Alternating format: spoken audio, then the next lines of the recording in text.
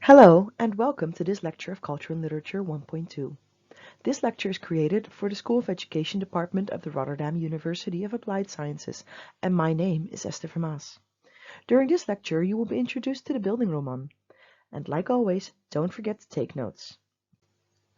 This lecture does not have a lot of goals, as most will be discussed in physical class, but we are going to focus on a few things. Our main objective, which may also be important for the final assignment, is that you can describe what a Bildungsroman is and how you can tie its definition to arguments and examples from literary works. In this lecture, we will focus on what it means to become an adult and what the stages of adolescence are characterized by. We will also get some thematic information that is relevant to the book you're reading, which is How to Survive Everything. Finally, we'll briefly recap what a subject and a theme are when discussing and analyzing literature. Now, to answer the question of what it means to become an adult, we need to ask some questions to elicit more information. The first is, at what point did you realize you were an adult? This does not only have to do with age, but of course the feeling you had, the experiences you've lived through, maybe an important moment in your life that changed it, or maybe it was a gradual process. Whoever you are, this is different for each person. Perhaps you are like Peter Pan and you never grow up and don't want to. Even then, there are moments that change you and in which you grow as a person. One of the moments that put things in perspective is when you start seeing that adults can also make mistakes. We idolize adults, especially our parents. So, when did you start seeing that the adults in your life were fallible? Then there comes a point that an individual actually leaves the nest. Sometimes because of school, because of a relationship, or sometimes just because it feels like the right time. Maybe you wanted to have experiences abroad. Sometimes there's just no other choice. Whatever the reason, this is also a significant moment in your life. How old were you when you first on your own? Are you actually on your own right now? And how did the relationship dynamics change after you started staying on your own? Another word for Bildungsroman is a coming-of-age story. It usually shows the development of a character from childhood to adulthood. A Bildungsroman focuses on how someone changes both mentally, physically, and morally into an adult, and it deals with what we in pedagogy call the formative years. It shows a person changing and becoming an individual. Using this table, we can identify where characters are in terms of the stages of adolescence. This table is available on Moodle. Perhaps you can take a look at it and identify where Christopher and Claire from the previous two books are in their development, or perhaps you can identify where you yourself are. For the next lesson, think of what your favorite coming-of-age story is. Right here, you can see the poster photo of the film Moonlight, an Oscar-winning film. And although there was quite the mix-up at the award ceremony, it was a fantastic victory for the entire production crew, who poured their hearts and souls into creating this beautiful coming-of-age film. Now, when you bring your own title, make sure you bring your title, be it book, film, song, poem, or any other work, and a brief explanation prepared on why that particular piece is your favorite. Also think of a few events in your life when you first realized you were adults, or becoming an adult. This can be personal, of course, so think of situations that you're open to share in class. The book that we're going to discuss this week is called How to Survive Everything. It deals with a lot of relevant issues, specifically dating from the recent corona pandemic, but also larger, more timeless issues. We will look at the importance of choice, the stages of grief, topics, and themes. Now, it is always tricky to deal with political issues while dealing with literature. This is something that you need to take into consideration when you are teaching yourself now. It is, of course, impossible, especially as an adult and a teacher, not to have an opinion about world matters. But in your role as an educator, you will need to try and stay non-political when presenting the types of information snippets that might be relevant to a discussion on literary works. Every human being has the power of choice. We all get to influence the direction of our lives. A dog, for example, doesn't have the same capacity to choose. Yes, it can decide whether it wants to eat or sleep, but it will never carry the same level of responsibility that we do. It just lies around all day and mostly on your couch. Now, there are moments when it seems nice to live like that, but in the end, I think having the free will to make choices is one of the greatest gifts that makes us human. Now, as adolescents leave high school, the world is their oyster.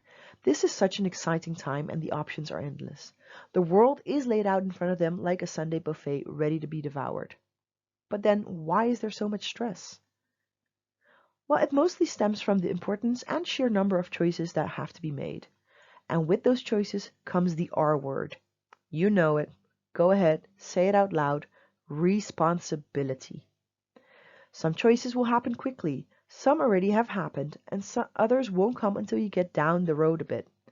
The big choices you're making and the responsibility that goes with them are multiplying. And eventually, everything boils down to choice. Some people choose to smoke, drink, party, ski, snowboard, whatever. And they'll think about the consequences later. All of these are choices, and some may be bigger than others.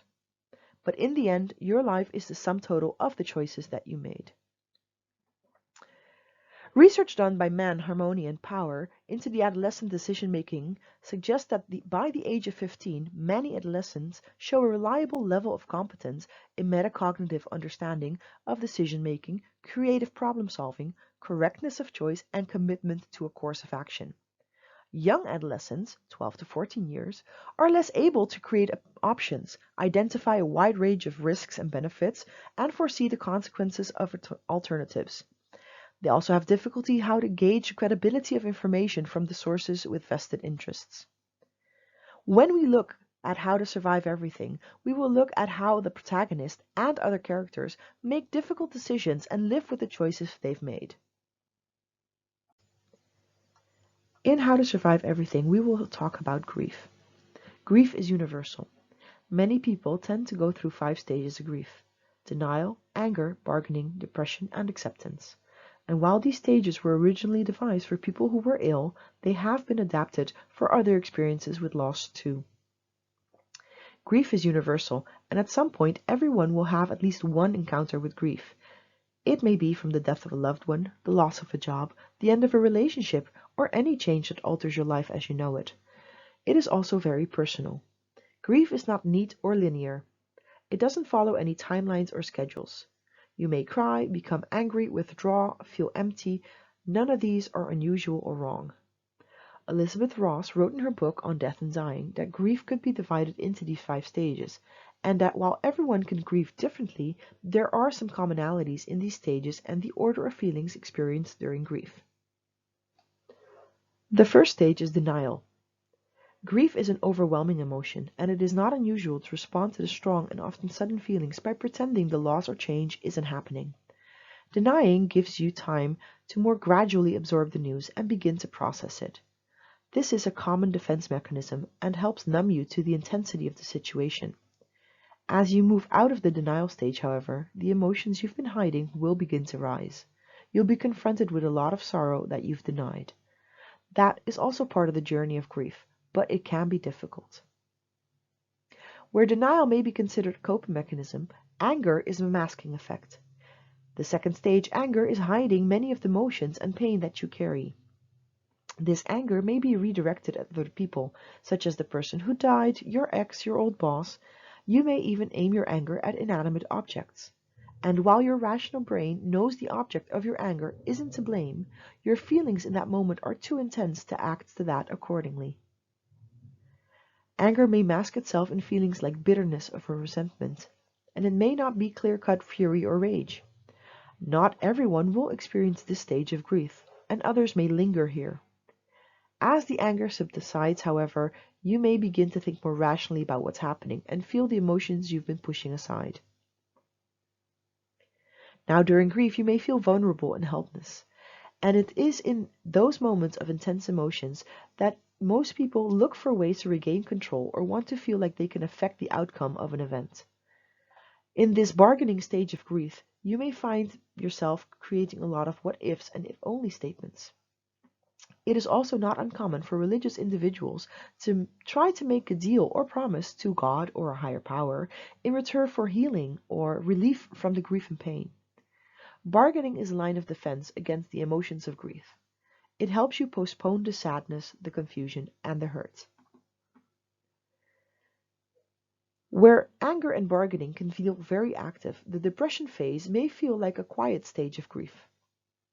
In the early stages of loss, you may be running from the emotions and trying to stay a step ahead of them. But by this point, however, you may be able to embrace and work through those emotions in a more healthy way. You may also choose to isolate yourself from others in order to fully cope with the loss. This doesn't mean, however, that depression is easy or well defined. Like any other stages of grief, depression can be difficult and messy. It can feel overwhelming.